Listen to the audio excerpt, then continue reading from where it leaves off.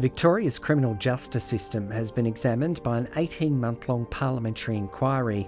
The Legislative Council Legal and Social Issues Committee has been looking into its operation. Victoria's prison population has more than doubled in 20 years, and we wanted to know why. A steep rise in the number of people on remand has been found to be a significant contributor. The rate had almost tripled in the 6 years to 2019. We need to make sure the laws for the detention of Victorians are appropriate and identify ways to reduce offending and recidivism. The committee has heard bail reforms enacted in 2017 which reversed the onus of proof, requiring an accused to demonstrate why they should not be remanded, have added to incarceration rates. It has become more difficult for women, children, Aboriginal and Torres Strait Islander peoples and people experiencing mental health and cognitive difficulties from getting bail. Alternatives to prison for those whom custody isn't a last resort have been raised and discussed in length at many of the public hearings. And when we talk about diversion, we're talking about cautions, community supervision as opposed to custody, and also restorative justice to rehabilitate effectively and reintegrate safely back into the community. Aboriginal and Torres Strait Islander peoples and individuals with a disability continue to be overrepresented in the prison system. Victoria's criminal justice system is not safe for Aboriginal people. Our young people are 3% of the population, but 26% of the youth justice system.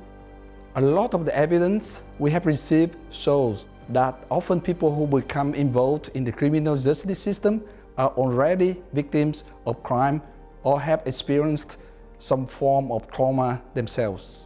They've been let down by inadequate support services, and it's clear early intervention, such as social housing, education and employment programs, can help prevent people from getting caught up in the criminal justice system.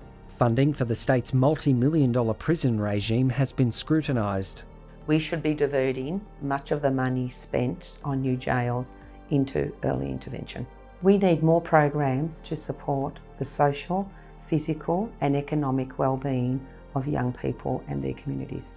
Because I truly believe, and a lot of the evidence tells us, that $1 spent today, you may not see the results in the current generation, but you will see it in the generations that follow. The inquiry has received more than 160 submissions and held 8 days of public hearings involving scores of witness organisations and individuals. Some of the main priorities for people who took an optional survey alongside making a submission were strategies to curb reoffending, ensuring the experiences of victims of crime were heard, and looking at rates of imprisonment. We have listened very carefully to the people from right across Victoria who courageously reached out to share their experiences with us, and these priorities have been key themes at each of our public hearings. Kicking off in Wangaratta, the committee heard harrowing stories from people with lived experience of Victoria's justice system, including victims of crime. There is some frustration with the complex nature of the legal processes and the lack of support for people who are trying to rebuild their lives after becoming engaged with the criminal justice system through no fault of their own. Victims of crime should feel empowered. It is important we listen to their needs, and we want to ensure that they are at the heart of our considerations. Family violence is a major driver of crime in Victoria, and early intervention has again been identified as key to breaking down barriers for victims to leave their perpetrators. In our experience, it's often caused by financial entrapment and economic abuse. Our partnership with Macaulay Community Services for Women enables us to provide that legal support and financial support to remove the entrapment. The appointment of judges and magistrates has also been on the agenda, with a focus on what's being done to equip them with the knowledge and expertise they need to do their jobs well. The concept of therapeutic justice raised as an alternative to the punitive measures often exercised by the judiciary. So it's looking at the causes behind the behaviour that brings them before the court. It enables the magistrate and the judge to look at those surrounding issues that affect a person's life and give them the time to address those before passing sentence.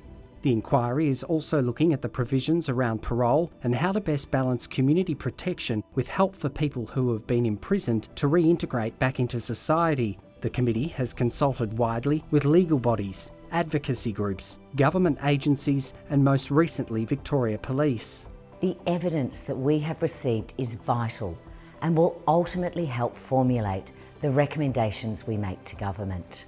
The committee is due to report to Parliament by February 28, 2022. To keep up to date with the inquiry, including the full terms of reference, submissions, public hearing transcripts and data results from the optional survey, go to the website parliament.vic.gov.au/justice inquiry.